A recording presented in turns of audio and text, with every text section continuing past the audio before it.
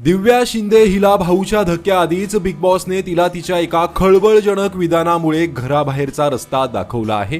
याशिवाय या आठवड्यामध्ये एकापेक्षा जास्त सदस्य घराबाहेर पडणार असंही बिग बॉसने अगोदरच जाहीर केलं आहे।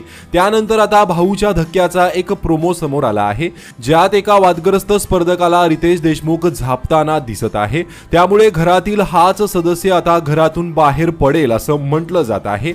हा सदस्य दुसरा तिसरा कोणी नाही तर रुचिता जामदार आहे, जी बिग बॉसच्या घरात पाऊल ठेवल्यापासूनच पहिल्या दिवसापासून सतत वाद घालते, भांडण राडा करते।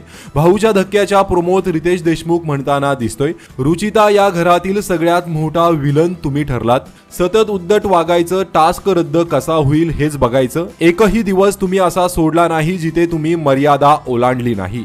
ती कुऱ्हाड घ्या असं म्हणताच अनुश्री रुचिताच्या हातात कुऱ्हाड घेऊन उभी दिसते। तिच्या चेहऱ्यावर प्रचंड टेन्शनही आहे।